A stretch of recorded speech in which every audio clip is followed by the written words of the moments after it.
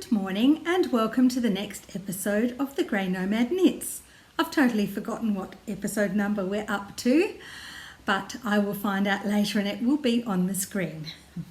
My name is Jill and I'm coming to you from Perth, Western Australia, where you can find me on Instagram as JillyMG60 or on Ravelry as JillyMG. And I like to talk here about my love of everything yarn related, mostly knitting, some crochet and also some sewing. And at the end I'm going to do a little bit of my shop news for the Jacaranda Forest. And as you can see, I have my tree up. Now I know it's a little early, but we couldn't have our tree up last year in the festive season because we were supposed to go to Brisbane on the other side of the country to spend the Christmas season with our daughter. But COVID surged, our borders got closed and we had to stay home right at the last minute. So we didn't have our tree up. So I decided this year I need a bit of sparkle in my life and the tree was going up early. We've had a lovely mild start to spring, and I mean summer's only a week or two away, and we're still having really mild temperatures in the low 20s. In fact, last Friday I think it was only 16 or 17 and it was windy and raining and just like a midwinter's day. However, it is going to be 35 today. There are some showers forecast and it's very cloudy outside, and I was going to film outside, but they have forecast showers and maybe a thunderstorm. So I thought rather than get interrupted halfway through, I would just film inside and you can see my beautiful tree. Talking about the tree, my daughter has been selling her Christmas ornaments. The poor love had a market stall on Friday night when we had that terrible weather, so not a lot of people turned up, and I think the ones that were there were just city workers and city dwellers walking through. I don't think they were specifically there for the Christmas market, but she did still have some good sales, so that was promising, and she's got another market coming up very soon and hopefully the weather will be better. But I thought I'd just show you some of her ornaments. Sorry, I just bumped my camera.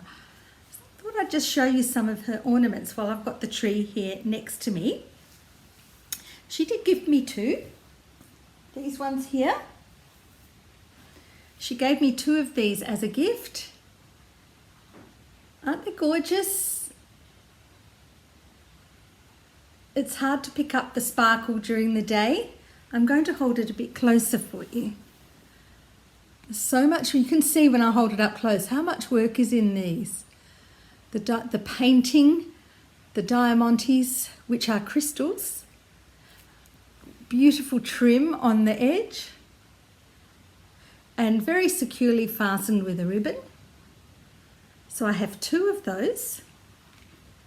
Then I splurged and bought this one. I bought this one at the markets she had last week and I just love it. Can you see the sparkles? Look at that. Now almost every inch of this is covered in a diamante. I'll hold it closer. Can you see? Oh, it's just beautiful. A real royal blue tone to this one. And the lovely ribbon trim around the edge. And this one is very luxurious and has a velvet tie. At the markets I said to my husband, why don't you pick one out? And he picked this one. And just look at the colours in it. I hope the camera's picking it up. It's an absolute turquoise. I'm just going to hold it closer for you.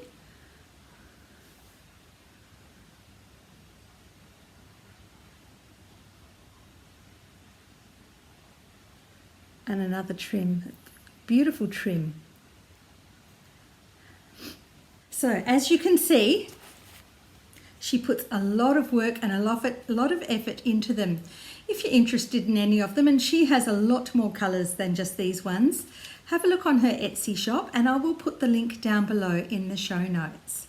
Anyway, enough of the free plug for my daughter. I'm going to talk about some works in progress. Let's get on to the knitting, shall we? Now the first one, I'm going to do the normal podcast thing and show the bags. This beautiful bag was made by Daisy Girl and Company, and it's a see-through one. Look at that. One of my favourite movies is Beauty and the Beast, which I love. So there's Belle. And now, inside the treasure, I am making just a plain pair of socks. I've got this lovely DPN cozy that I bought from Give Me a Crown. She's in the Eastern States. She used to have a lovely podcast, but she doesn't do it anymore, sadly. But she still makes beautiful bags, and she has a shop on Etsy. So I'll put the link to hers down below as well, if I remember. I'm really enjoying using my DPNs for making socks.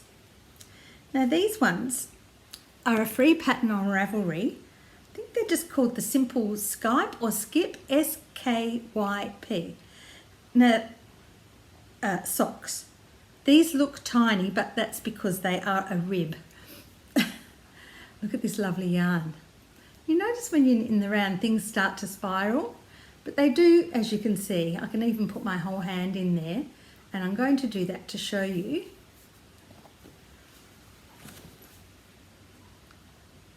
See, they have that lovely little twist down the middle of the rib. So it starts off with your normal 2x2 rib, and I'm doing these on a 2.25 needle. I usually use a 2.5, so we'll see how the smaller needle goes. I thought, because I have knitted socks in this yarn before, and as I've worn them, they have loosened up quite a bit. So I thought I would go down a needle size, and there's still plenty of room in them. They're going to be lovely. This is the first sock, so I've still got the other one to do. And the colour's turning out really nice. So the wool, if I can find it, I'm sure I've kept the tag. Here it is. It's a Shopple Crazy Ball, Crazy Zower Ball, and it's in the colour, if I can find it, 2136. Now, I don't read German, but I can see that this is 25%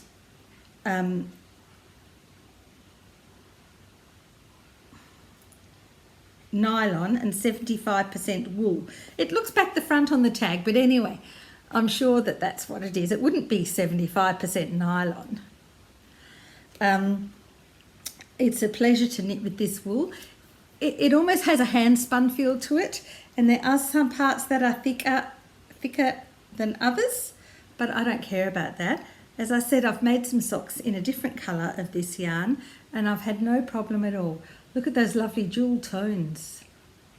It's just gorgeous. This will be enough for the two socks. I was going to do a contrast heel and toe in the same one I used for my previous socks, and I think they would go nicely together, but I want to use as much of this as I can, and because it doesn't have an obvious striping effect, it has a very, very, very long colour stripe before it changes to the next bit.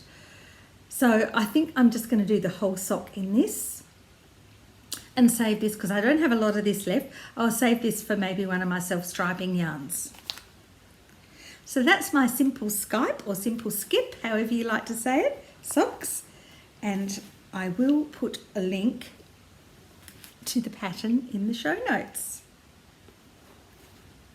I've tried to be organised today, but I don't know if it's really working. The next thing, and I am sorry I haven't podcast for a while, but we have been super crazy busy, and I found that even in the evenings, I haven't had a lot of time at home to do my knitting. And when I have been at home, I've been so incredibly tired. But I have made some progress on this. This is my Wild Rose by Marie Wallen, and I had spoken about this before. I have shortened it, so instead of being a tunic, it will be more of a jumper size. I have finished the back. I'm going to, I think I might give it a block so I can get it all stretched out properly. So that's up to the armholes. It's pretty nice, pretty happy with it. And then I switched to a bigger needle, which you can't even tell, to do the top. So this is where the back neck shaping is.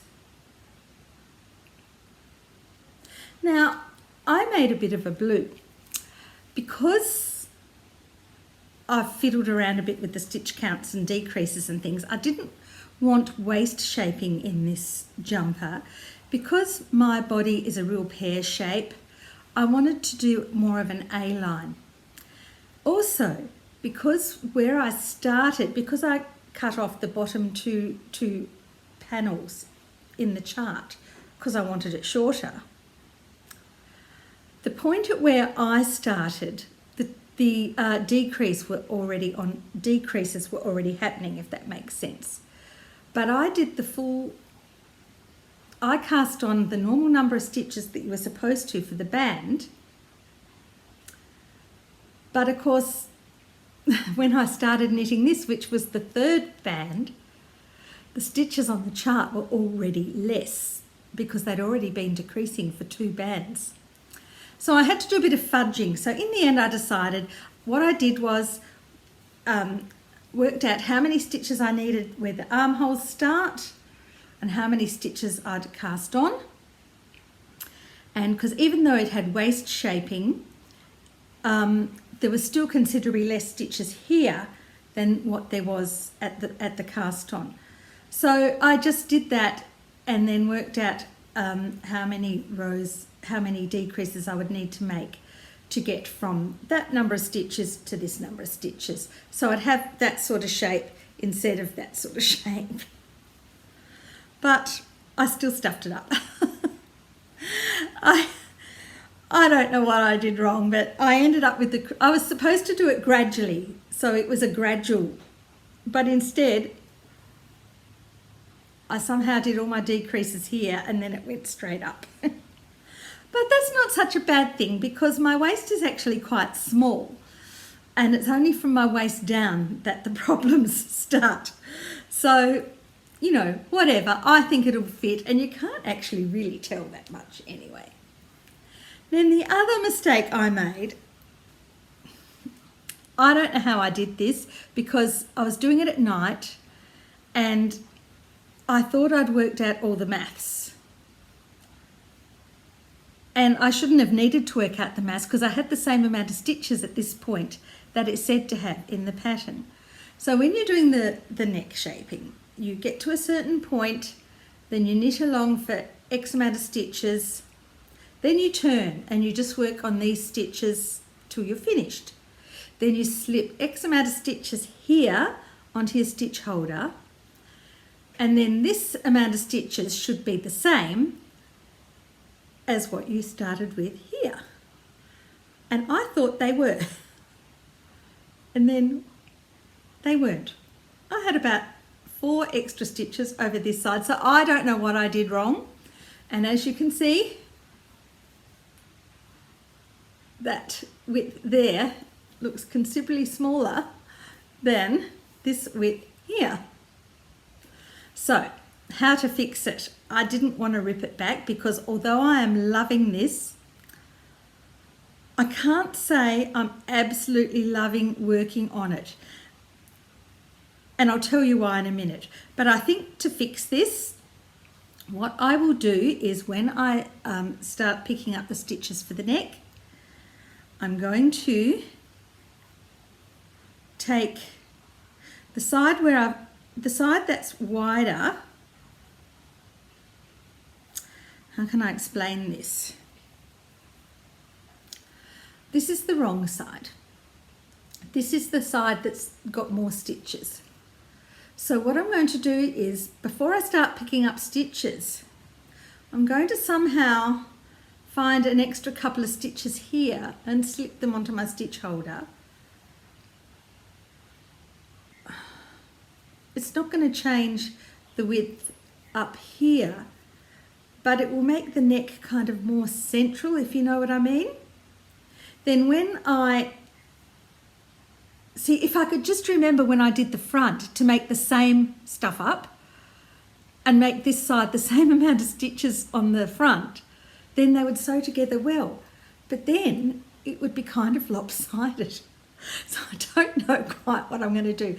Maybe I'll just try and fudge it a bit with blocking and easing things in when I seam it. We'll see. I'm sure I'll work something out. But, I mean, it's looking beautiful. Now, the reason I think I'm not really enjoying it that much is because I only get time to do this at night. And I'm just finding lately that I'm so incredibly tired at night. And I think it's mainly due to as you know, the drugs I'm taking.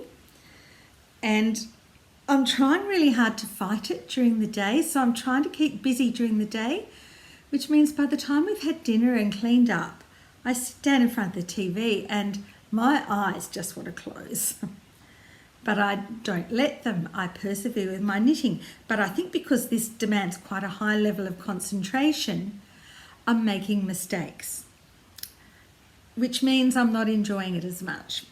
If there was a mistake in the pattern as well, which kind of, from the armholes onwards, kind of messed things up a little bit. But it was only a minor mistake, and I straight away, it wasn't till I was starting my decreases I realised why the stitch count wasn't working out, but that's okay. These things happen. But normally when I'm alert, I would have picked up on that earlier, and I think that is why I've ended up a bit uneven. But in the long run, I mean, if this was on the front, this is up on the shoulder, I don't know if it's going to be that noticeable. I think I might try and make sure I've got the same amount of stitches here, and then maybe when I join the sleeves in, bring it in a couple of inches. Maybe that's what I'll do. Top thinking, 99. That's what I'll do. Now, I just have to remember to make the same mistake when I'm doing the front. I've started the front, and this is how much I've done. So I've just started with the second colour coming in, if you can see. It's a bit hard to see the dark colour, but I have started it, the corrugated rib. So that's coming on okay so far.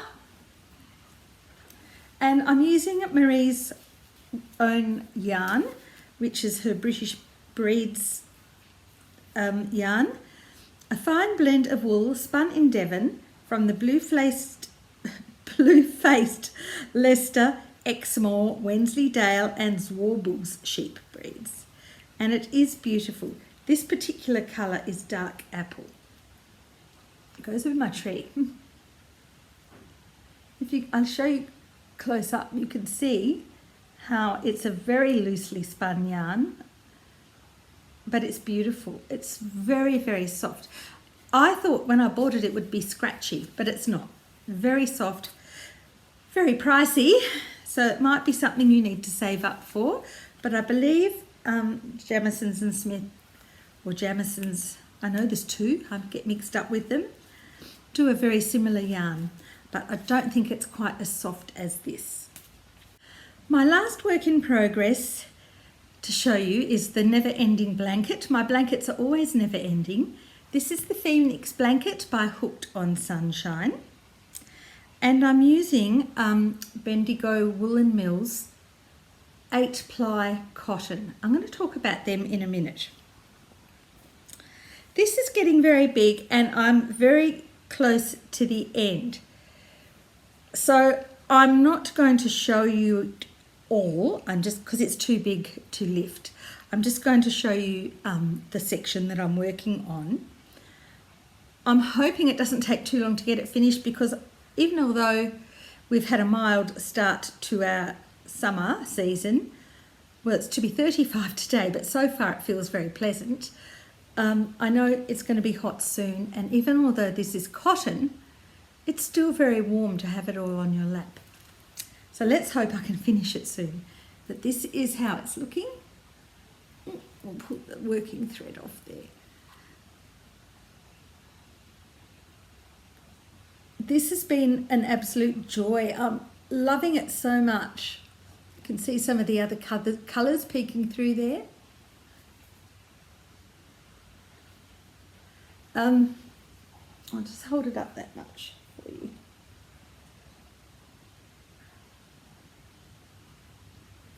I'm now solely working on this dark colour.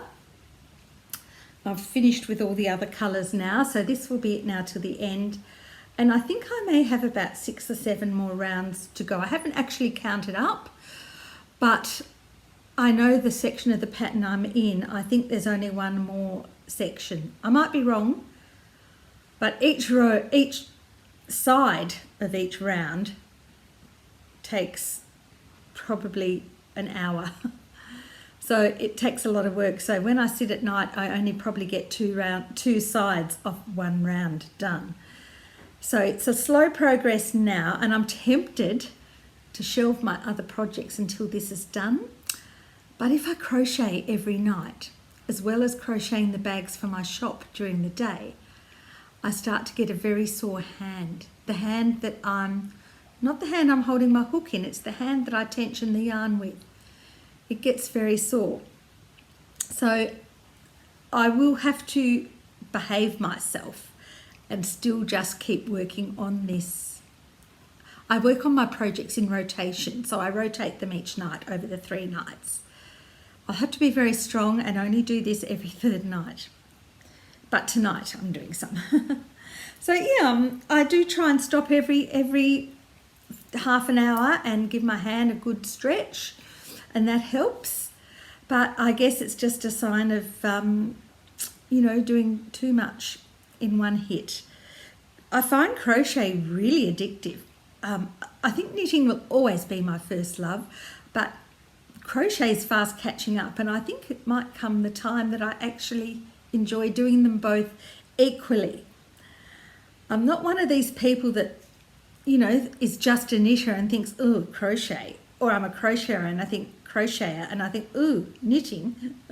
I love both, and I would like to think most people are the same. I do know there is a little bit of divide at times in the crafting community, but I love both. And there's room for everyone to love both as well. And if you only like one, that's fine. You don't have to do the other. It's all a personal choice, isn't it? Okay, so let's have a little talk about Bendigo Woolen Mills.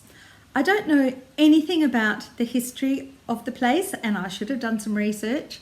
I know that Bendigo is a very old town, and I think it was formed through the gold rush years in Victoria. It's not that far from Melbourne. They have an annual Woolen Sheep Festival there, which is Australia's answer to Rhinebeck, I suppose. Bit of a smaller scale though. It's a fabulous event, and I was lucky enough to be able to go there once 4 or 5 years ago now. And I got on the train from Melbourne and went to Bendigo, and it took about an hour on the train. But they have wonderful mail order, and I think you can order all over the world. I don't know what their international shipping rates are. The shipping rates within Australia are very reasonable.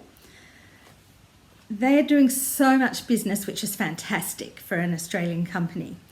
Now, their cotton is so incredibly soft, and I just wanted to show you, this is what you get for 15 Australian dollars. Look at the size of this. That is 200 grams.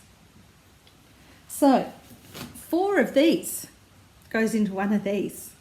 This is 50 grams.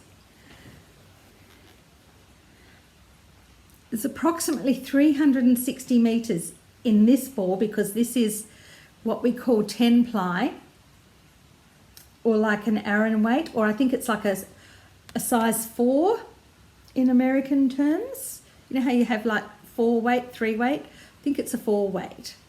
but here in Australia we call it a 10 ply. You can get it in an 8 ply. The beautiful Phoenix blanket I'm doing is an 8 ply, which would be like a 3 weight or a DK.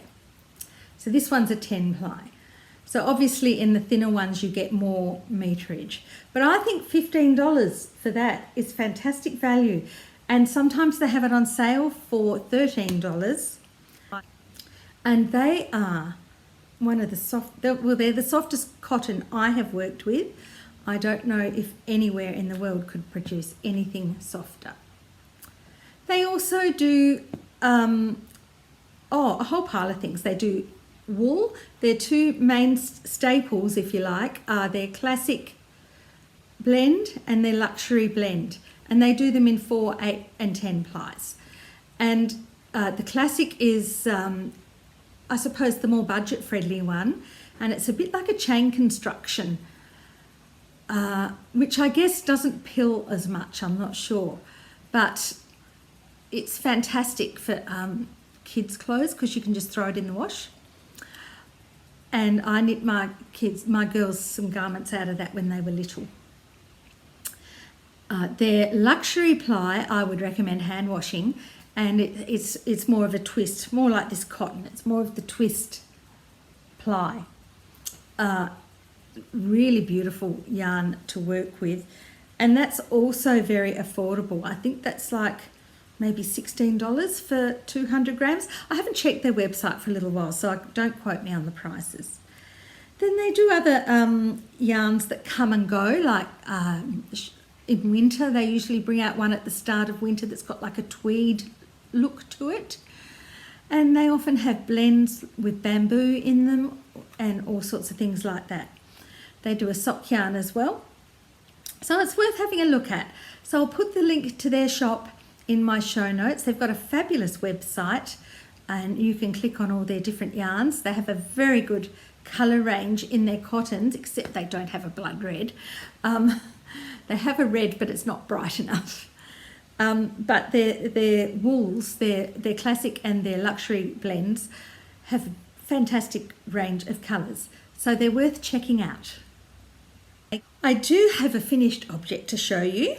I think in my last podcast, I had just started making some socks from a beautiful West Yorkshire Spinners yarn called Pheasant, and I finished them.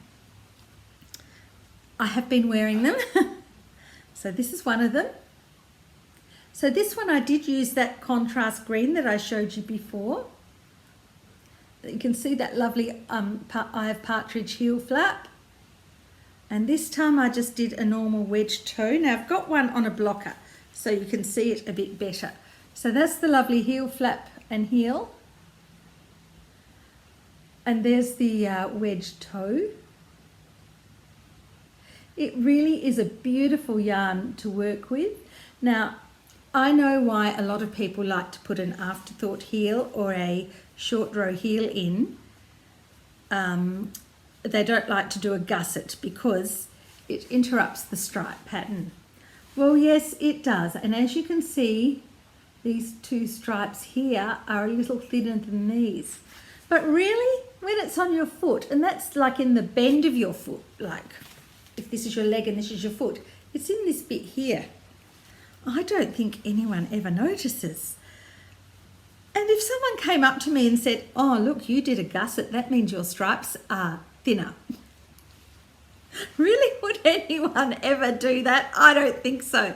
So I'm going to keep doing the style that my foot is most comfortable with. I have a very high instep, this part here, on my foot, and I find these fit me perfectly. So I'm going to keep on doing them the same way. So this is my plain knitting socks, 64 stitches, 20 rows of rib, 2x2 rib. Then I think I did 65 rounds, heel flap, then a nice heel, courtesy of Kay Jones from the Bakery Bears. And then I think I did about 70 rows, I can't quite remember now. And then the toe. If I show you the toe on this one. See, it's nicely rounded toe with the decreases at the sides, and a nice, if I say so myself, very neat Kitchener stitch join at the end. So that's it for all my whips and my finished objects. And I thought I'd just like to now do a little shop update.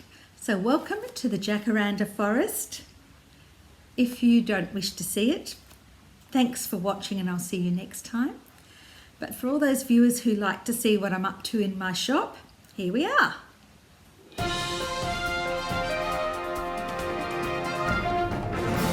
I have finished 2 more bags. I can't show you them because one of them got sold. Actually, they both got sold through my shop. So I was very happy about that. They were friends who bought them, but that is wonderful. I'm very lucky to have such beautiful friends. Now with my market bags, what I'm doing is making them so you can roll them up, fold them in, roll them up, and then there's a little button on the handle and a loop on the bag so you can attach it and keep them in your bag, shopping bag rolled up so that they're not flopping around all over the place. So one of the bags I sold, I did a little video before it left home to show you that process, and I'll put that in here.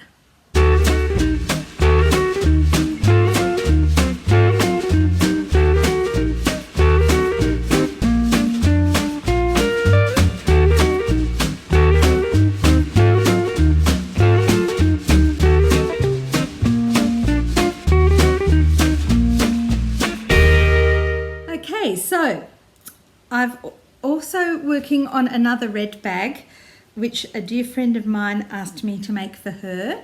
She saw one in my shop and wanted it, but I had just sold it the day before, I think, or that morning. So I'm doing another one for her the same. Now for this one, I'm using Drops Paris, which is like what we call in Australia 10 ply, like an Aran weight cotton. Now, I buy my cotton from them because they do this beautiful red.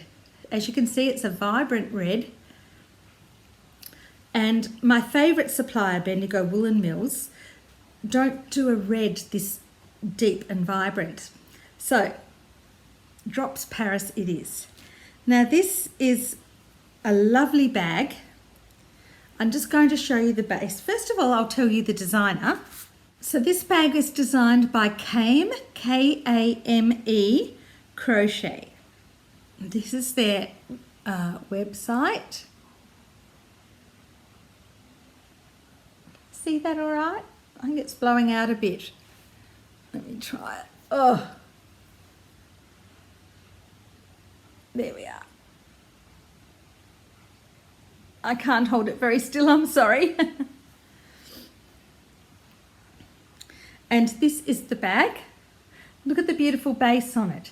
Now I'm doing the top differently. I'm still doing the top with my nice signature strap, the very wide single strap that goes over your shoulder. But I just love that base. So I'm doing it, and it's called the Sakura market bag, S-A-K-U-R-A. Look at this lovely base. Isn't that stunning? I just love it. So I've now got it almost to a stage. The mesh on this one decreases as you get higher up, and because this stretches out when you have shopping in it, I won't need to do too many more rows before I start doing the nice band for the top. That will also have the roll-up, button-up feature that you saw in the little video. And that one will soon be ready to go. Now, another thing I've started selling in my shop, because my shop's all about preserving the things that we have. So we're not just buying our clothes and throwing them away because they get a stain on them. And throwing, by having plastic bags that we throw out. So part of my idea for preserving our clothes is to go back to what our mothers and probably grandmothers did. and that is to, when I'm cooking or doing dishes, I wear an apron. And I've made 5 aprons for my shop. This is my favourite one. I'm just going to hold it up and show you. I will put some photos of the others in, but look at this fabric and the blue sparkles. This is a glam apron. Can you see the sparkle, the little crown above the peacock's head? Look at that beautiful fabric. Now it has a lovely pocket here. Can you see? Yes. Well secured ties that have all been double stitched. And this is the bib top. So that goes over your neck like this. And it's got a D-ring adjuster. So if you find you need the neck strap longer or shorter, you can shorten it, and you've still got quite a bit of overhang here if you wish to lengthen it. I'm very, very happy with how these turned out. So these are all in my shop, and I'm going to put some photos of them here.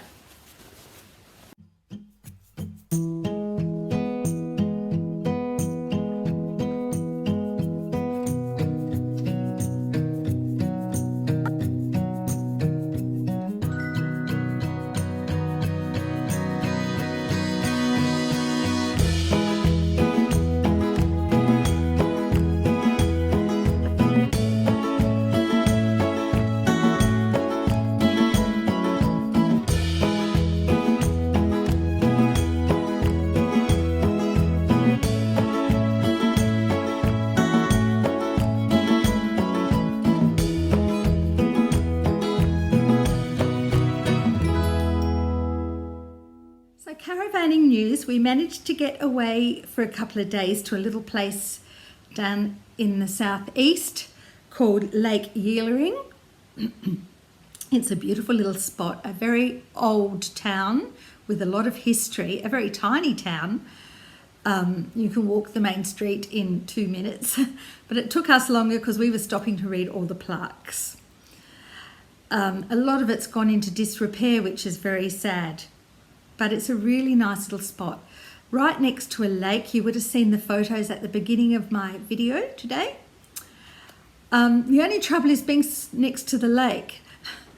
The mosquitoes, oh gosh, I think they were mutants from the dinosaur age. I cannot tell you how many and how big the bites were. They even bit me through my jeans. And John didn't get one single bite. Go figure. Anyway, apart from the mosquitoes, and it was our own fault for not taking any repellent. I'll know next time. We had a lovely couple of days there. We went for a drive to a town called Wickerpen. Everybody in WA will know. It's right in the heart of the wheat belt. And it's a very famous town because a man lived there called Albert Facey. Now, Albert Facey had a beautiful classic Australian book published called My Fortunate Life. My Fortunate Life? Gosh, I better get that right. I'm just going to check. I'm glad I checked. It's A Fortunate Life. And it's a memoir from this man who had an incredibly tough childhood. And oh my goodness. I just cannot tell you how tough his childhood was. He was sent out to work at the age of, I don't know, 6 or 7. He had an incredibly hard time of it. I'm thoroughly enjoying this book, and I'm halfway through reading it because while we were in Wickerpen, we went to see the house. Now, he didn't actually live in Wickerpen. This house was out on the farm, and I'm not sure how it all came about, but it must have been years after his passing. I think the house was transported to the town of Wickerpen. So we went in to see it, and it was basically 3 rooms, I think. There was a living room, kitchen, and a bedroom. I'll put photos up at the end. Actually, no, it was a combined living kitchen room and 2 bedrooms, and the outback, down the backyard dunny. So that's a toilet. We call them a dunny here in Australia. So I'm going to put pictures here at the end of Albert Facey's house. So I don't know if I'll see you again before Christmas because it's only a month away and we're pretty busy over the next few weeks. If I can, I can, and otherwise I'll see you in the new year. So stay safe everyone and happy knitting. Bye for now.